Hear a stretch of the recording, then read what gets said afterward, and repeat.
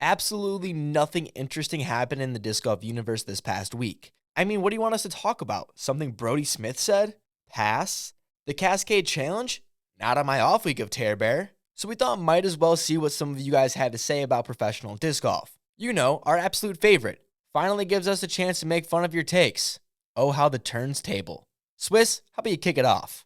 David Gregg said the drive for show, putt for dough narrative is dumb on the pro tour. Birdie opportunities are only there for those who throw far. Great putting will save you par if you don't have elite distance. First, David, thanks for completely ruining a couple hours of my life on a rainy Sunday, as I dug way too deep into stats just to try to break this down, which was a bitch in itself with this whole U-disc change. So I compiled some stats for this year thus far and last season, just to try to see if disc golfers like to rhyme or if there was any truth to the statement.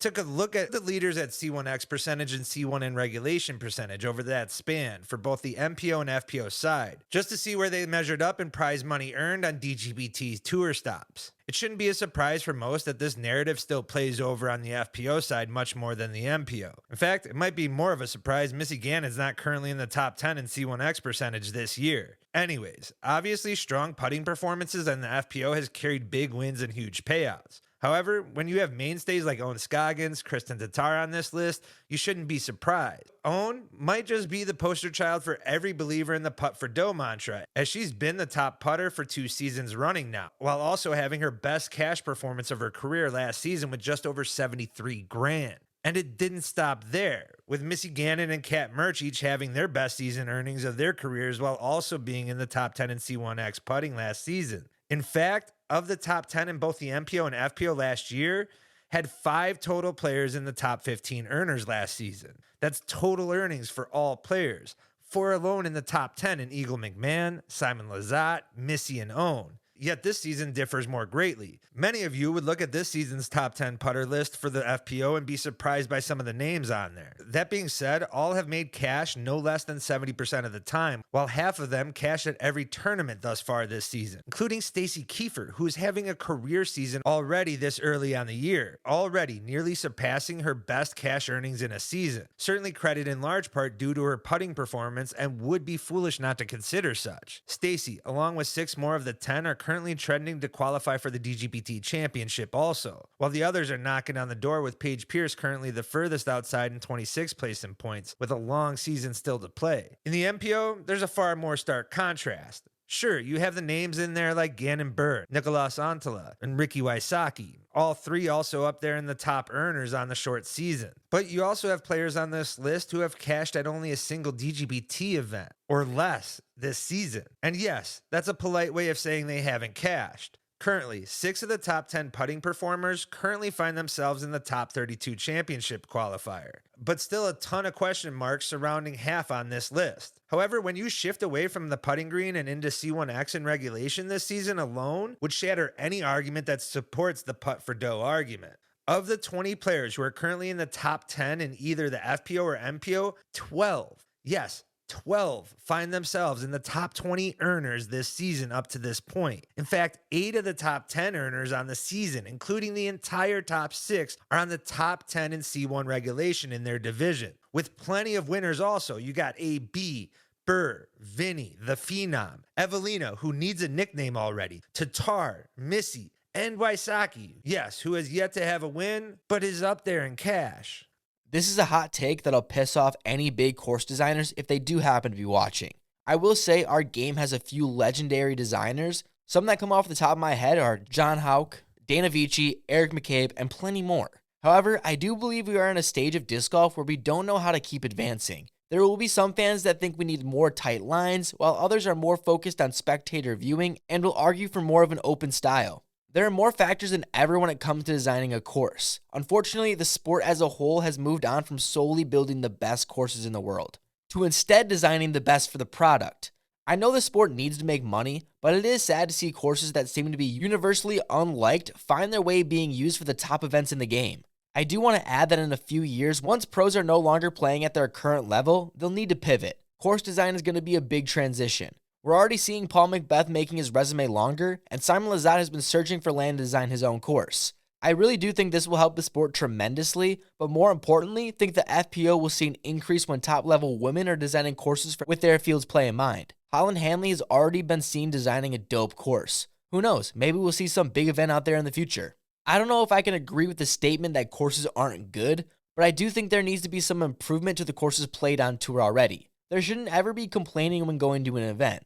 Rather, everyone should be excited to play, watch, and overall enjoy the weekend. How can our sport be okay with people not tuning in because of the course? Or worse, some of the top-level pros deciding to skip the event because they don't like the course at all. Guru, let me begin with I absolutely love the passion before you undoubtedly shit on my opinion here. Disc Golf Guru states Ken Climo's dominance would stand up to the best players over the years, including top players today. He was just that good. Climo is great, but there is no chance he would be able to maintain his level of dominance over today's field with the game's current disc lineup. We as a community can't universally agree that currently the sport has the most parity as ever seen and then say Climo would still dominate. Just doesn't make sense. Sure, Ken's touch and him being arguably the most clutch player of all time might be unmatched, but Climo isn't putting at these players' clip, or distance for that matter. And let's not also forget that he doesn't have a goddamn fortnight worth of rounds anymore to be able to recover from any errors. There's just no way. Now, if you were to place current players in the GOAT's time, there are a few players currently that could throw the trash can sized lids that existed at that time. And simply put, if you removed hyzer flips with max speed discs, it would shatter damn near today's entire professional field. And I would be in far more of agreement with this statement. But there are still others games that translate, like Macbeth, and Heimberg's low ceiling drives work also. I agree with you on this one. Now, I don't know the number of people tuning into the final round on DGN, but I think it's safe to say the gap between post-produced and live hasn't closed. You'll be told with all the confidence in the world that live is better. I always find it weird to say that with no evidence to back it up, but I gotcha. If that did happen to be the case, I would hope we try some new things to get people more interested in watching. Maybe I'm just crazy, but I always thought more people would tune in to a faster product when all the parts of nothing are gone. Or how many times have we watched final rounds and have two people involved for the win? How is that supposed to capture the attention of people that need Subway Surfer on just to watch a fucking TikTok? And don't even get me started about those second rounds that none of those people even end up on the lead card. What are we watching? And no, becoming National Geographic with the close-up animal shots, or my favorite, the walking. It's actually insane to me that there is no focus on the storylines outside of who is winning. It's like they don't understand what's entertaining. Yeah, people want to see who's in the lead, but how about we capture people's attention by having a pro join the commentary team to add some value or context to the event? And that's just one idea I came up with now. It doesn't even have to be live, just something more than the same rehashed post interview. It's in the agreement that players need to be ready for media 30 minutes after their round. Why is that not being utilized to make a hype video to get people ready for the final day? More drone shots is not the key in showing off our sport. How about we start working on making fans invested in players more than ever so they're forced to tune in every time they're a part of any type of media? Because I'll tell you what, not being able to get more than 10K on the press conference is not a good sign. Funny that starts happening as soon as the disc golf world's no longer posting our own version. It's almost like when people get a glimpse of something interesting, they're more likely to tune into the whole thing. I might just be young, but you gotta be crazier than Haley King calling a foot fault to think fans are inclined to watch an hour and a half of basic questions pros give the simplest answers for. You're not even able to cut out all the stuff that doesn't hit. I'm not even saying our version was helping, but man, the numbers don't lie, and ours were getting more numbers each week.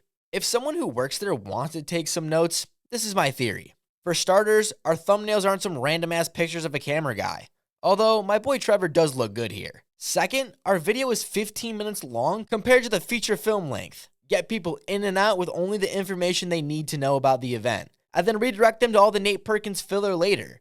You don't have a lot of time to capture people's attention, so you gotta make use of it quickly. That goes for the coverage itself too. There's a reason thousands of people will still tune into our videos even if they know everything that already happened. Because if you can get the cliff notes of a tournament with a laugh or two in just 15 minutes, why wouldn't you watch? I mean, in that time, you could watch 9 of our videos during just the final round live stream. Well, there's a classic Jefferson content ramble. One of those happens every day to the sad person who happens to bring it up. Beth at 69. I just told myself, you got to will this one in there. Whatever you have, just will it in there. This man is unbelievable. This is what athletes live for. This is the moment. Mike, the alleged disc golf Doc Ellis, Scott Stokely, has done more for this sport than most care to dream about. His clinics have helped far too many, and the sport itself on a grassroots level. His advocacy and positivity deserves as much notoriety as other legends. That and those short jorts need to be displayed in a museum. I don't understand the pure hatred for flight numbers. The whole point is to give a basic understanding of what the disc is supposed to fly like. If you're one of those people that treat it as fact, you're just dumb. Every disc will fly slightly different, but it's better to have an idea of how it might fly than buying a piece of plastic with no idea in the world. I have yet to throw a disc that was completely off, but I'm not one of those people that will say, seems like a 1.5 fade, not a 2. There's no shot you noodle arms can tell the difference of that. Also, funny to assume that the disc is the problem has nothing to do with how it was thrown. You guys also know that every person has a unique throwing style. The flight numbers aren't specific for how you throw. It's supposed to show when it's thrown at the correct speed. So for the dude who's chucking leopards as hard as he can wondering why it's not going straight is a dummy. Pretty Birds, I certainly cannot agree more. If your bag and disc lineup and the conditions you face on your local course should go relatively expected. But playing in those conditions on a course or track you are unfamiliar with or unable to practice in those conditions completely, it's a different story altogether.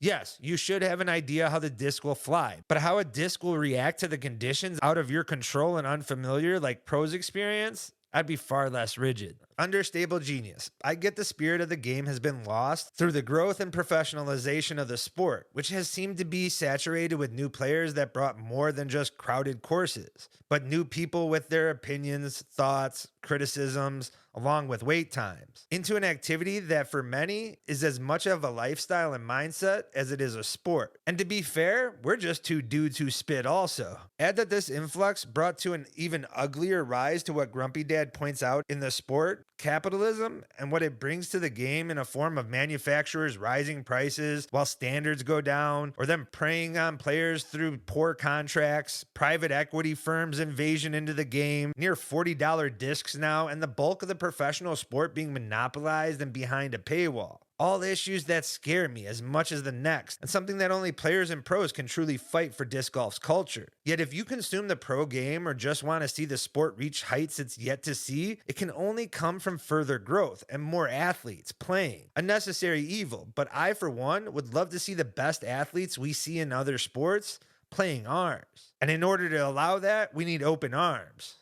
I couldn't agree more, and if you're not following Disc Golf Meme Tour, do yourself a favor and do it now. This also happens to be another reason Macbeth is the absolute GOAT of our sport, even if Kevin Keefe III will try and tell you it's Kenny. But I'm more worried what Keefe's going to tell Paul when he sees this.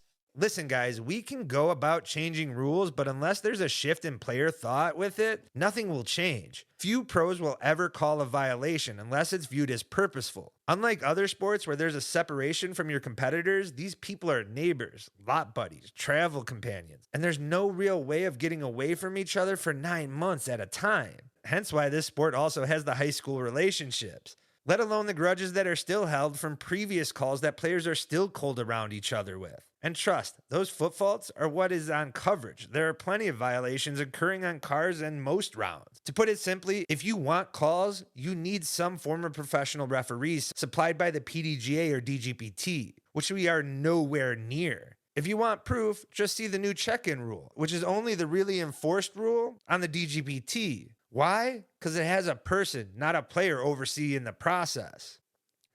Des, probably one of the truest comments we have had. Disc golf apparel is a combination of shitty puns, designs that a 6-year-old envisions their graphics on their dream car to be, or ripped off baseball jerseys. But there is little hope, as it seems more pros are becoming more involved on their designs lately. And I think the winner of the dumbest take has officially been won. This opinion is rated 850.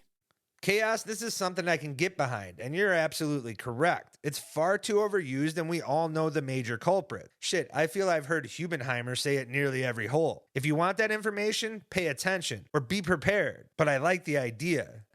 Cardzilla, I appreciate you saying this with your chest, and a large percentage, especially with Gannon's putt, is fairly accurate. My rebuttal, to put it simply, what exactly did Corey Ellis do wrong on this putt? And sure, technically not a spit out, but again, explain what exactly did Isaac Robinson do wrong here? And ran disc golf? Let's not forget that's a prodigy basket in that Isaac cut also. As a person who step putts literally the first opportunity I can, I will not agree with you here, Mason. Putting is harder than everyone thinks, so I can't get on board with making it even harder. Our perception is a bit skewed, I feel, from seeing only the top people compete. So yeah, you're going to see plenty of 50-foot putts being drained from the guys on top. But when that's paired with another person on the same card botching 20-footers, that look isn't helping our sport in my opinion. The problem isn't making disc golfers understand how hard putting is, but instead people that are critical about our sport. And I'm not talking about the drunk idiots at the sports bar. I'm talking the ESPN types. If that's the way we want to go, then we need to fix the issue of sports analysts shitting on our sport. These so-called gimmicks you guys complain about aren't the problem either. Every time I've seen a mockery being made of disc golf, it's because of the frisbees or taking ourselves too seriously, stuff like that. These people will continue to claim every 40-footer is easy without touching a frisbee, so I have a really hard time fueling that fire for them.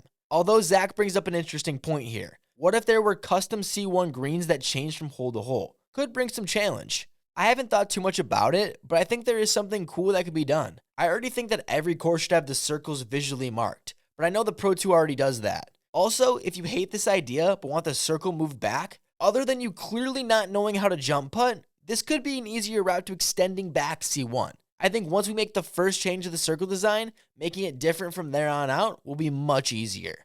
Guys, it's completely acceptable to call it frisbee golf. Or if it's such a fucking problem, let's create something different that distinguishes the two already. Maybe putt-putt style courses like Armadillo should be considered frisbee golf, while longer courses disc golf. I don't know, I'm just looking for solutions here. Or we all as a group just stop giving a fuck completely. But that certainly doesn't appear to be happening anytime soon either, because tensions on this topic is just as hot as the Israeli-Palestinian conflict. Kevin, I enjoy that my sport is weird and different, which certainly should be highlighted. We can all agree this sport has its weirdos at every level. You only have to look at pajama pants wearing disc golf Jesus for proof. There are levels to acceptance here, however. As many people like Brody who champion our sport's differences to being detrimental, there are just as many other archaic rules and habits that we have kept because of weirdness that does damage also. And no, I'm not really talking about that 2-meter rule here either, guys. And that's all the takes we want to talk about today. If you guys enjoyed this type of video, make sure to drop a like and we can do more of it. And if you want to be featured, make sure to drop a comment down below or head over to one of our social medias where we ask questions to the fans. If you enjoyed, make sure to drop a like and subscribe. It's the easiest way to support the boys, but we do our best to recap all things disc golf. Huge shout out to each one of our Patreon and YouTube members for going above and beyond helping out the channel. Without you, we wouldn't be able to do what we love, so you guys are truly the best degenerates in the game.